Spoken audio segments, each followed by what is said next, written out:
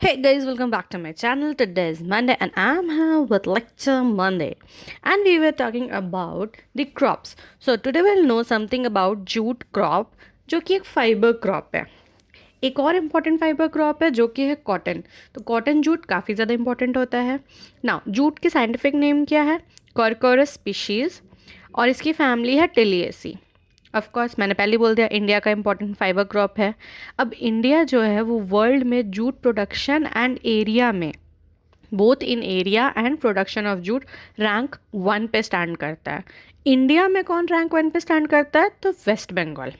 अब इसके कुछ स्पीशीज जैसे कि कर्कोरस ओलिटोरियस, इसको बोलते हैं मेथपैट या फिर टोसा, और ये ग्रो करता है वेल ड्रेन्ड हाई लैंड्स में. सिर्फ कहाँ पे ये सिर्फ ग्रो करता है? वेल ड्रेन्ड हाईलैंड्स में. Now next is Corchorus capsularis. इसको वाइट जूट या टीटा बोलते हैं. जो स्पीशीज ओलिटोरियस था उसको मेथपैट या टोसा बोलते थे, एंड कैप्सुलैरिस कैप्सूल में रहने वाला वाइट कलर का टीटा बोलते हैं. क्यों बोलते हैं? क्योंकि इसमें होता है ग्लाइकोसाइड कॉर्कैरिन, एंड ये 70% ऑफ द एरिया में यही स्पीशीज़ लगता है. मतलब जो टोटल जूट कल्टीवेशन हो रहा है उसमें 70% एरिया में कौन सा स्पीशीज़ लग रहा है? तो कैप्सुलैरिस लग रहा है. अब जो वे होता है 1 बेल ऑफ जूट का, that is 180 kgs. Now seed rate of jute is 6 to 8 kg per hectare. एक हेक्टेयर के लिए कितना सीड? 6 to 8. ना इसकी हार्वेस्टिंग कब करते हैं? तो ऐसे हम लोग हार्वेस्टिंग इसका 90 डेज आफ्टर सोइंग कर सकते हैं. पर इस टाइम पे अगर 90 डेज में करेंगे तो क्या होता है? ग्रेन यील्ड जो होता है वो लो होता है. तो बेस्ट ग्रेन यील्ड के लिए भी और क्वालिटी फाइबर के लिए भी हम लोग को स्मॉल पॉड स्टेज पे हार्वेस्टिंग करना चाहिए. एंड स्मॉल पॉड स्टेज कब आता है? तो 135 से 140 डेज़ के बाद. मतलब जब सो किए हैं उससे 135 से 140 दिन के बाद हम लोग को हार्वेस्टिंग करना चाहिए quality fibre and good yield of jute के लिए.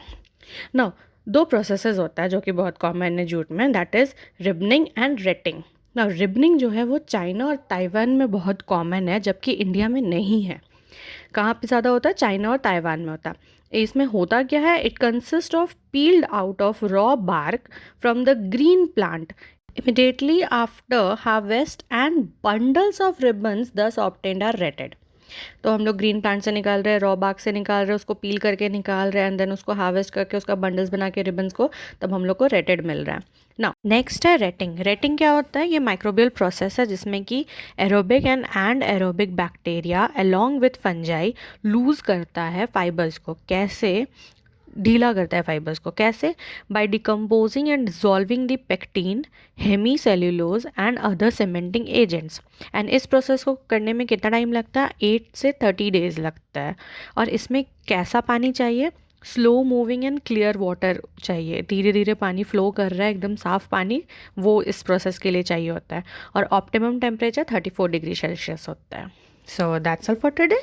I hope you like the video. If you like it, please hit the like button, share it, and don't forget to subscribe my channel. I'll again come up. Till that, take care. Bye bye.